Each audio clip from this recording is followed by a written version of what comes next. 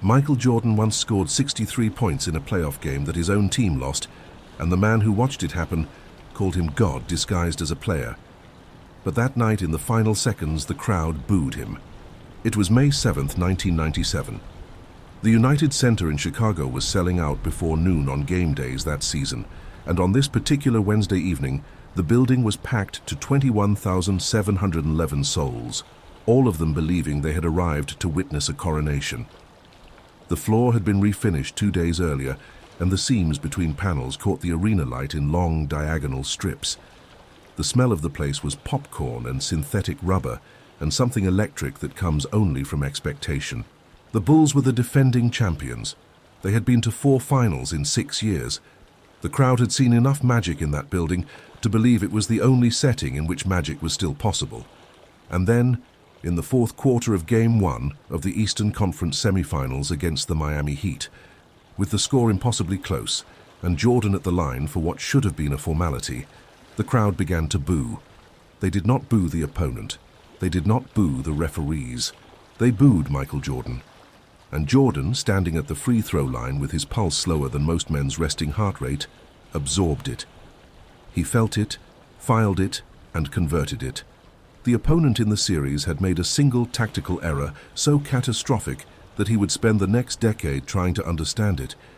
He had given Michael Jordan a reason. The Miami Heat came into that series with the best regular season record in the Eastern Conference. This fact is not a footnote. It is the foundation of everything that followed. Pat Riley had rebuilt the Heat in his own image, physical, combative, organized around defensive attrition, and he had done it in 3 years. In their previous playoff meeting in 1996, Miami had pushed Chicago to 3 games. Riley publicly and methodically framed the 1997 series as a referendum on whether Jordan's era was finally over, whether the physical wear of 6 seasons at maximum intensity, the baseball sabbatical, the return, the knee issues carefully managed through the spring, whether all of it had finally accumulated into a Jordan that could be beaten. Riley did not say it in one press conference. He said it across weeks, in the careful language of a man who understood that psychological warfare is most effective when the target cannot prove it is happening. His players heard him and believed him. Alonzo Mourning, then 27 years old, All-NBA first team, 6'10", and built like a consequence, had averaged 19.8 points and 9.9 rebounds that season. He was loud about his confidence and specific about it. He told a reporter before the series that the Heat had studied Jordan and that there were things they knew about him now that they hadn't known before. He did not elaborate. He did not need to. The implication was enough. Then there was Tim Hardaway. Hardaway was then at the peak of his particular genius, a crossover dribble that was practically its own landmark in the history of the game, a point guard's willingness to talk, and a documented public-specific dislike of Michael Jordan's psychological manipulation. Hardaway had called Jordan out by name in interviews going back 2 years. He believed the Bulls could be cracked through pressure and pace, and he believed he was the instrument for it.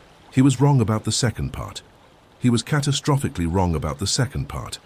But the belief was real, and it was documented, and it was the kind of belief that, when stripped away, leaves a man fundamentally altered. Jordan arrived at the United Center on the afternoon of Game 1 of that series in a way that his teammates had come to recognize over years of proximity. He was not visibly angry. He was not particularly quiet. He moved through the locker room with the easy looseness of a man who has already finished the mental version of the game and is simply waiting for the physical version to catch up. Scottie Pippen, who knew him better than any other player alive, would later describe this version of Jordan as the one that made him most uneasy. Not the Jordan who stared and seething, not the Jordan who delivered speeches before tip-off, but the Jordan who was calm the way pressure is calm, the way the air gets quiet before a storm that has already decided where it's going to land. He taped his wrists methodically, right hand first, then left. He pulled on his warm-up. He did not respond to anything Mourning had said publicly. He did not acknowledge Hardaway's most recent comments. His face had taken on what Pippen later called the closing expression, the moment when everything that was still Michael the person went somewhere interior, and what remained was entirely the competitor. It was not anger. It was closer to appetite. The opponent had made the mistake. Jordan was already eating. The first half of Game 1 was exactly what Riley had designed it to be. The Heat pushed the pace on defense, used Mourning to complicate every drive Jordan attempted inside, and built a physical game around the principle that Chicago could not sustain its own excellence for 48 minutes against this level of resistance. For a stretch of the second quarter, that premise appeared to have merit. Jordan was 17 for 14 from the field across both halves of the regular season against Miami that year. The discrepancy is not a misprint. It is a reflection of the fact that some games build differently than others, and that rhythm in basketball is both real and perishable. By halftime, the Heat led by 4. The United Center was anxious. Not panicked, this crowd had watched too many late swings to panic at halftime, but anxious in the way that a crowd becomes when the script they arrived with starts to show friction. People shifted in their seats. Men who had been loose and confident at tip-off were leaning forward with their elbows on their knees. In the locker room at halftime, Jordan said almost nothing. Phil Jackson spoke. Tex Winter drew on the whiteboard. Jordan sat with his eyes on the middle distance, drinking water, listening with a quality of attention that was not passive. He was not simply receiving information. He was cross-referencing it against something that already existed, fully formed inside him. He asked one question during the tactical portion of the half. It was about Miami's defensive rotation on the right elbow. Jackson answered it. Jordan nodded once. Then he was done talking. The third quarter belonged to a different game. This is the moment in the series, the moment in the narrative, where the thing that the crowd felt but could not articulate began to clarify.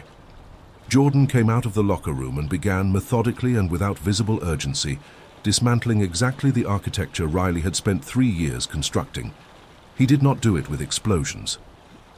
He did not punctuate it with responses to the crowd or to Mourning or to the Heat's bench. He did it the way a surgeon does difficult work, with complete absorption in the technical problem, with no emotional leakage. He found the right elbow spot he had asked about and used it 7 times in the third quarter alone. He used Mourning's size against him with a middle pick and roll that bypassed the center's ability to protect the rim. He hit Pippen twice off ball movement that the Heat scheme had failed to account for, not because their scheme was wrong, but because Jordan had identified the one player misaligned in the coverage and found him before the defense could rotate. By the middle of the third quarter, Chicago had taken the lead. Hardaway responded with 2 consecutive baskets off the crossover that was his signature, and the Heat bench erupted in a way that suggested they had been waiting for exactly this moment. Proof that the match was real, that Jordan could be answered. The United Center gave them nothing back. The crowd felt the fragility of the lead and contracted around it. This is when the crowd began to turn. Late in the third quarter, with Chicago ahead by 3, Jordan received a foul on a drive that the officiating crew, in a call that was close, real close, and absolutely within the range of reasonable professional disagreement, did not give him. The crowd registered the non-call with the particular sound a basketball crowd makes when it believes an injustice has occurred. A rising, unanimous, guttural note that peaks and then becomes directional. They were, in that moment, booing the referees. Then Jordan, turning back up court, made a gesture, small, specific, the kind of thing that a camera captures because cameras are always looking at him, a slight upward flip of the hand toward the official. The official saw it. The official issued the technical foul immediately, and the crowd, in an instant that united 21,000 people in a single coherent emotion, turned on Jordan instead. They booed him. Not deeply, not with malice, with the specific frustration of people who love someone and have just watched him make the situation worse. But they booed him, and Jordan heard it, and what happened to Jordan in that moment was something he later described, in a different context and about a different game, as the switch. Not anger, not hurt. A kind of clarifying cold that moved through him like a wave and left behind perfect stillness. The free throw that followed the technical belonged to Miami. The crowd was still resettling when Jordan walked to half court, placed his hands on his knees, and waited. He did not look at the official. He did not look at the Miami bench. He looked at the floor near the three-point arc, at a point roughly 14 feet from his feet, and whatever was happening behind his eyes was entirely interior and entirely irreversible. The Heat made the technical free throw. The lead was 2. Hardaway brought the ball up the court with the looseness of a man who can feel a game tilting his direction. He held the ball at the top of the key, reading the defense, and for a moment, one single moment that was both too long and not long enough, the United Center was genuinely uncertain. That was the last moment of genuine uncertainty in the series. Jordan took the inbound pass on Chicago's next possession, crossed half court, and ran the right elbow play he had been drawing from since the third quarter began, except this time he did not take the mid-range shot at the end of it. He pump-faked, watched Mourning leave the floor 3 inches, and drove baseline with such committed acceleration that Mourning, landing, was 4 full steps behind him. The layup was a piece of geometry. The bank angle was perfect. The ball touched the glass and fell. The crowd, which had been booing him 18 seconds earlier, erupted with the complicated relief of people who have just been forgiven for doubting. But Jordan was not done. This is the essential architecture of who he was. He was never done. The fourth quarter opened with Chicago leading by 4, and now the texture of the game had shifted in a way that had nothing to do with the scoreboard. Miami was still executing. Riley's system was still functioning. The Heat were not broken.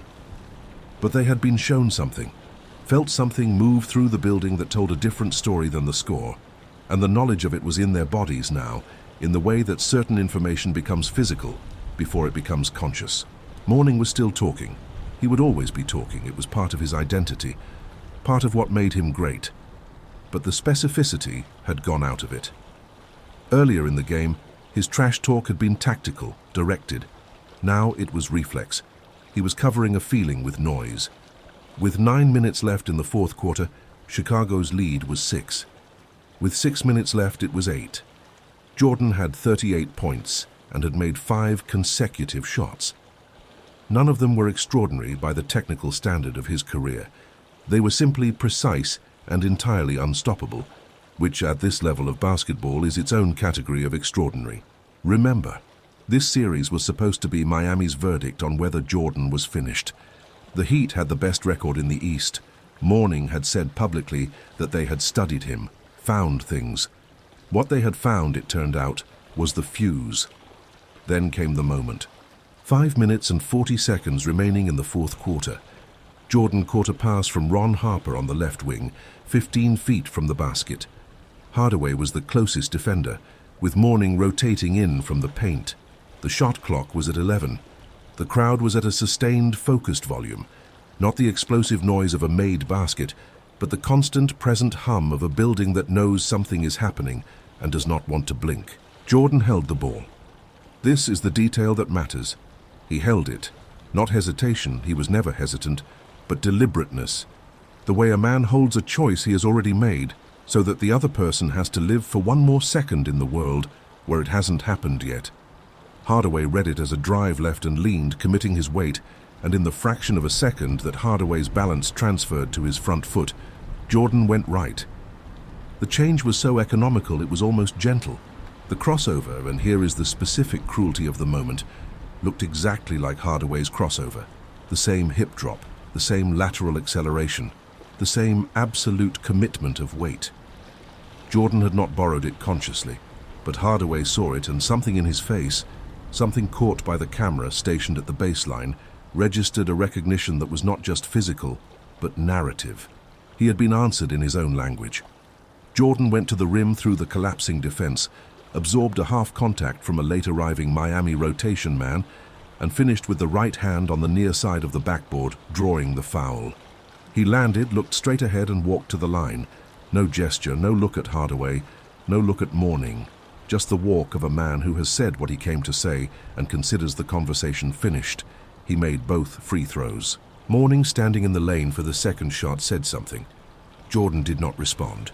Jordan caught the ball after the first make, handed it back to the official, bounced it twice, and shot the second free throw with the smooth, sealed-off mechanics of a movement that has been performed so many times it no longer requires conscious instruction.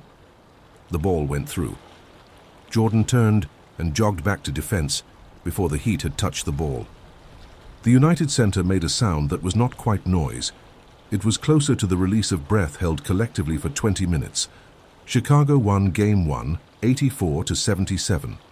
Jordan finished with 40 points, 6 rebounds, and 4 assists in 44 minutes. He shot 15 for 28 from the field and made both free throws that followed the technical foul. Both of them. The crowd that had booed him in that moment watched both attempts go through the net with a stillness that was its own form of apology. In the immediate aftermath, the United Center emptied with the particular energy of people who had witnessed something they could not yet organize into language. The concourses filled with men in Jordan jerseys doing something that was half analysis and half simply trying to process what they had seen. Mourning dressed quickly and left without extended comment to the press pack waiting outside the locker room. He said the Heat would adjust. He said they were a better team than that performance. He said all of this with his eyes focused on the middle distance, with the careful neutrality of a man managing something that has not yet been fully processed and will not be, not tonight, maybe not for some time. Hardaway sat in front of his locker for a long time after the game. Reporters asked him about the crossover moment. A few of them had noticed it, had asked Jordan's version of it, in questions phrased carefully to avoid being too direct. Hardaway answered without flinching. He said Jordan was good. He said they had known coming in that Jordan was good. He said this series was a long way from over. All of this was true. None of it was the real answer. The real answer was somewhere in the look his face had made at the baseline when Jordan went right, and it was not available in language, because language wasn't built to carry it. Jordan, in the Bulls' locker room, was already across the room and not particularly interested in revisiting Game 1. He had undressed, showered, and was dressed again in the good suit he traveled in. A reporter caught him near the door and asked him about the crowd, specifically about the booing, about what that felt like in that moment. Jordan paused. He was holding his bag. The pause was long enough to be a choice rather than simply a delay. Then he said, "You take what people give you and you use it." Then he left. That sentence, so flat and so complete, contained the entire philosophy. You take what people give you, even the people who love you, even the boos of a crowd that came to watch you win. You take it, you convert it, you put it back through the basket and you walk away. The competitive alchemy Jordan had developed over a career of documented slights, cut from the varsity team at Laney High School as a sophomore, overlooked in ways both real and mythologized, real enough that he never stopped referencing them, was never about the specific source of the fuel. It was about the engine. The engine could run on anything. The Miami Heat did not adjust. This is the important thing to understand, and it requires some elaboration, because saying they did not adjust implies a failing that was not actually a failing of effort or intelligence. They adjusted. Riley drew new schemes. Mourning changed his positioning. Hardaway took different looks. What did not adjust, what could not adjust, because it was not a tactical problem, was the internal relationship the Heat's two best players had formed with Michael Jordan. That relationship was now structured around the knowledge of what he had done to them in Game 1. And that knowledge was not neutral knowledge. It was the kind of knowledge that lives in the body, that shows up in the split-second hesitations that great players are not supposed to have, and that Jordan was constitutionally incapable of ignoring once he detected them. In Game 2, Jordan scored 38. In Game 3 back in Miami, he scored 29, but the Bulls won by 11. The Heat won Game 4. They won it largely through Mourning's force of will in the third quarter. 12 points in 8 minutes, each basket announced with the kind of physical declaration that tells an opponent something about what is coming in the next game. Mourning was fighting. He was not ready to be the figure in someone else's story. He had his own story and he was not finished telling it. But Jordan took Game 4 personally too. This is the trap the Heat never found their way out of. The problem with giving Michael Jordan reasons was that he stockpiled them. He did not spend them as they accumulated, he saved them. Each game that did not go the way he wanted was not filed under failure. It was filed under unfinished business, and the filing system Jordan kept was perfect and permanent and without mercy. Game 5 was in Chicago. The United Center on that particular night had a quality that longtime Bulls employees described as different from the ordinary electricity of a playoff game. Different even from the ordinary electricity of a Bulls playoff game in that run of dominance, which had its own specific character known well by anyone who spent time in that building during those years. This was something denser. The crowd had been living in the series for 10 days. They had seen Jordan booed and had heard him answer. They had seen Miami take a game. They understood that the series was real, and the understanding had given the event a weight it might not have had if the Bulls had won 4 straight. Sometimes the thing that makes a moment matter is the fact that it was almost something else. Jordan scored 26 in Game 5. He did not have his highest volume shooting night. He did not need to. What he had instead was something that veteran basketball people sometimes describe as court intelligence, the ability to read a game not as a set of individual plays, but as a coherent developing argument, and to position himself within that argument at exactly the moment and place where his intervention would be most decisive. On 3 separate possessions in the fourth quarter, he did not take shots that he could have made. He found open teammates instead, and those teammates made shots, and the cumulative effect was a Chicago lead that the Heat could never recover because the lead was not just in the score but in the morale of both teams. With 2:14 remaining and Chicago ahead by 9, Hardaway brought the ball up the left side and found the play space he had been working from all series, the left wing, 15 feet, the dribble handoff option. He had made this shot in Game 4. He had made it twice in Game 3. His body knew it. And Jordan, switching onto him in the coverage, put himself in the path of the shot with a foreknowledge that appeared supernatural, but was simply the product of 30 hours of film study and the specific intelligence of a man who had studied Tim Hardaway, the way other people study things they intend to dismantle. Hardaway pump faked. Jordan did not leave his feet. Hardaway pump faked again. Jordan did not move. Hardaway drove left and found the lane closed by Pippen rotating. The shot clock hit 2. Hardaway threw a forced pass that Harper intercepted. Jordan caught the secondary pass at the other end and finished with a dunk that shook the arena's upper structure and produced a sound from 21,711 people that was not precisely celebration. It was recognition. It was the sound of a building full of people acknowledging that they had just watched the end of an argument. Hardaway stood at half court with his hands on his hips. He did not look at the Bulls bench. He did not look at the scoreboard. He looked at the floor, at a point roughly 14 feet in front of him, with the expression of a man who has just arrived at a conclusion he has been resisting for several days and finds, now that he has arrived there, that it is exactly as definitive as he feared it would be. Jordan, at the other end, caught the ball after the dunk, handed it to the referee and walked back up court with his head up and his eyes already forward. He had already turned to the next thing. He was always already turning to the next thing. The present moment for him was a transaction. He arrived in it, executed, and left it behind. The opponent was the one who had to live in it. The Bulls closed Game 5 100-87. Chicago won the series 3-2 in Miami in Game 5. Wait, let us be precise. The Bulls won the series 4-1, closing in Game 5 with the return to Chicago after Miami's single win. Jordan averaged 35.4 points over the 5 games and shot 49.2% from the field. These numbers exist. They are real. They were published in the box scores of newspapers across the country the following morning, but they do not contain the series. The series is not in the numbers. The series is in the look on Hardaway's face at half court. It is in the length of time Mourning sat in front of his locker after Game 1. It is in the echo the crossover left in Hardaway's body and the fact that years later, talking about Jordan in interviews given long after both men had retired, he always paused before answering, always took a breath he didn't need, as if the question touched something that had never entirely healed. Pat Riley, for his part, said all the right things in his post-series press conference. He talked about his team's improvement, about the growth he expected in the following season, about the specific tactical adjustments he was already considering. He was professional and measured and entirely credible. He also, in the middle of a sentence about rebounding positioning, stopped speaking for approximately 2 seconds, a pause that the reporters in the room noticed and that the camera caught, and looked at nothing, and then resumed. In those 2 seconds, Riley was doing what coaches do when they understand something about the gap between what they designed and what actually happened. Not grief exactly, not shock, but a kind of private accounting. The books were not balanced.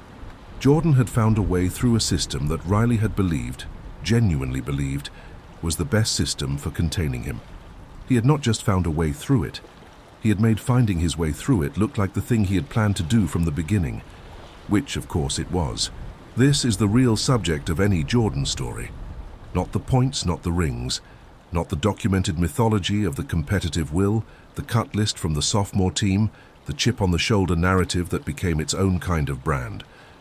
The real subject is the methodology, the internal operating system of a man who experienced humiliation, not as damage, but as data, who metabolized every slight, every doubt, every crowd that turned on him for 30 seconds and came back to him 30 seconds later, who metabolized all of it and converted it into something that could only be expressed on a basketball court, because that was the only arena large enough to contain what he had built inside himself. The crowd that booed him at the free throw line in Game 1 did not know they were loading him. They did not know that the boos were not landing on Jordan but inside him, being sorted and stored with the efficiency of a system designed for exactly this purpose. They wanted to express frustration. He wanted fuel. Both parties got what they came for. And this is the thing that outlasts the series, that survives the box scores and the highlight reels and the 30-year accumulation of analysis and myth. Jordan's opponents were not just competing against his talent. They were competing against everything that had ever failed to diminish him. Every slight, every doubt, every moment when someone decided that this was the day, this was the series, this was the vulnerability they had found, all of it became part of the force coming back at them. To play against Jordan at his best was to be on the receiving end of a lifetime of converted damage. Most opponents felt it, but could not name it. The ones who eventually understood it, who worked out the mathematics of what was happening to them, came to the same conclusion. There was no version of the preparation that accounted for the fact that their preparation itself would become Jordan's fuel. Hardaway understood this eventually. He said so years after retirement in an interview that has been quoted in various forms across the landscape of Jordan mythology. He said that the thing about Jordan was that you couldn't try to get inside his head because the attempt was what he was waiting for. The moment you came for him, talked about him, studied him, publicly declared your intention to be the one who finally cracked it, the moment you did that, you had already done the one thing he needed you to do. You had made yourself the reason. Morning's story is different, and in some ways more elegant. He never stopped competing. He came back the following year angrier and better. He went to multiple All-Star games after the 1997 series. He won a championship eventually in 2006 as a supporting player on the Miami Heat team that beat Dallas. He built a career of genuine distinction and left the game with the respect of everyone who understood what he had accomplished. But when interviewers asked him about Jordan, specifically about that 1997 series, he answered in a particular way, a way that acknowledged something without conceding to it, the way you acknowledge a force of nature. He did not say Jordan beat him. He said Jordan was Jordan, which is both the most honest and the most careful thing anyone who played against him ever said. Because Jordan was Jordan in a way that no amount of preparation could make ordinary. He took the booze, he took the technical, he took the fuel from 21,000 people who loved him and turned on him for 30 seconds and gave him what he needed to make both free throws and then dismantled the series over the following 4 games with the methodical, unhurried precision of a man completing a project he designed before any of the participants understood the project had begun. The game ends, the locker room empties. The lights go out in the United Center and the court gets dark, and eventually, in the days and weeks that follow, the world assembles the series into something that can be retrieved and examined. Box scores, game tapes, stories told in successive retellings, each one slightly cleaner than the last. The rough edges of lived uncertainty sanded down until what remains is the legend, which is true but not complete. What the legend leaves out is the specific feel of the 30 seconds in which the crowd turned, and then the specific feel of watching Jordan answer. Those 30 seconds are not in the mythology, because mythology is about outcomes, and those 30 seconds were about the process, the internal alchemy happening in real time in the body of a competitor processing input that would have paralyzed most people, and that for Jordan was simply the last piece of the equation clicking into place. He took what people gave him, He used it. Whatever you are carrying, whatever resistance, whatever doubt, whatever voice in whatever crowd that has turned on you when you needed it not to, the question is not how to silence it. The question is whether you have built the engine to run on it.